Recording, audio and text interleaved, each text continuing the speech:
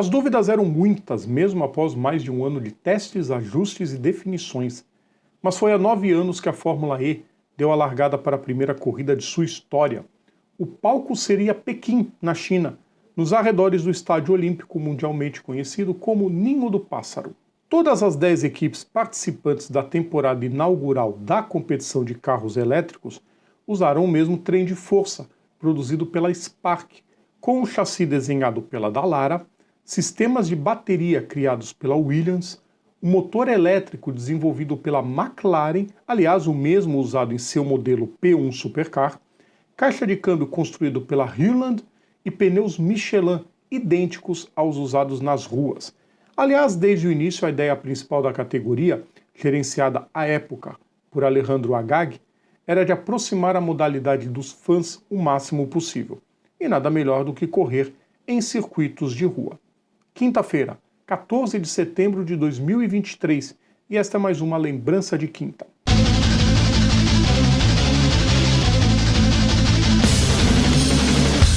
Salve a todos os nossos ouvintes e seguidores, sejam todas e todos bem-vindos. Eu sou Rodrigo Vilela, hoje é dia de TBT, hoje é dia de lembrança de quinta, dia de relembrar mais um momento clássico das pistas.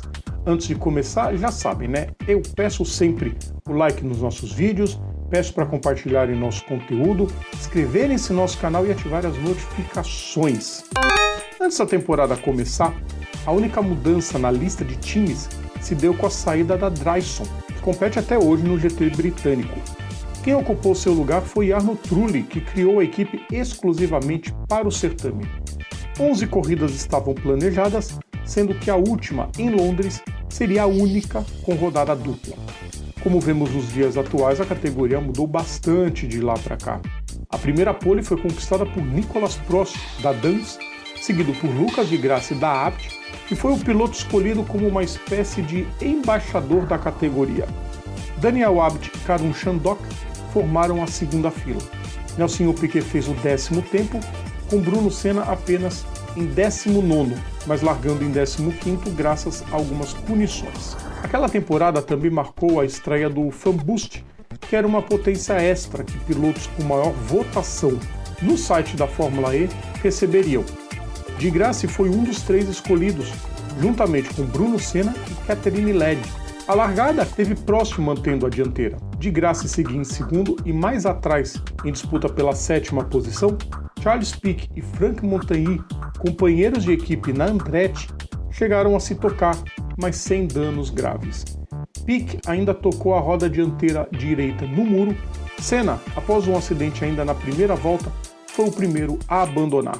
Enquanto Arno Trulli também abandonava na segunda volta com problemas de bateria, Franck Montagny ia ganhando posições e colava nos líderes.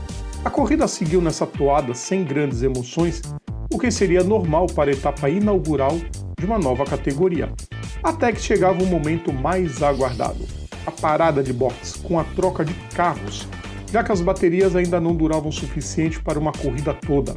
Quem se deu bem foi Nick Heidfeld, que era piloto da Venturi, superou os 2 carros da Audi Abt na troca de carros e passou a incomodar insistentemente o francês, que até aquele momento só havia perdido a liderança por uma volta, justamente no momento da parada nos boxes. Heidfeld tinha visivelmente um carro muito mais rápido que o francês, e mesmo que outros carros fossem mais rápidos que o filho do tetracampeão Alain Prost, a briga pela vitória se resumiu aos 2. De Grassi em terceiro já administrava o pódio. Foi quando na última curva Heidfeld colocou por dentro para fazer a ultrapassagem, como manda o script na linha de dentro. Nicolas, um tanto desesperado com a possibilidade de perder a corrida, tentou fechar a porta e, bem, o resultado foi uma forte batida entre ambos. O contato fez o alemão perder o controle do carro, sair deslizando e atingir a famosa zebra salsicha. Seu carro decolou, atingiu em cheio uma barreira de proteção e capotou. Felizmente, os dois saíram ilesos da pancada. Lucas, que já imaginava o tamanho da prateleira para caber o troféu de terceiro colocado, herdou a vitória, entrando para a história da categoria. Franck Montagny foi o segundo e Sam Bird herdou o terceiro lugar de Abt, que foi punido por exceder o limite de uso da bateria e caiu para 10º. Nelsinho Piquet foi o 8º. Heidfeld e Prost, que na época eram companheiros no WEC, chegaram a bater boca rapidamente ao saírem de seus carros, mas o francês assumiu total culpa pelo acidente na entrevista. Mick chegou a chiar um pouco, mas aceitou numa boa os pedidos de Prost. Já de Grassi, na entrevista pós-vitória, enfatizou que era esquisito vencer daquela forma e comemorou a segurança dos carros da Fórmula E, já que nenhum dos envolvidos na batida sofreu qualquer lesão. Um outro abandono foi bastante curioso. Takuma Sato correu apenas aquela prova e gastou tanta bateria para fazer a melhor volta que foi obrigado a se retirar quando faltavam 4 voltas para o fim. Pelo menos ele conseguiu os 2 pontos. O campeonato teve Nelsinho Piquet como seu primeiro campeão, com 7 pilotos diferentes vencendo provas. E para quem apostava cegamente que a aventura elétrica não duraria 3 anos, o que diz agora? Pois é, começou tudo isso em uma madrugada no fim do verão chinês.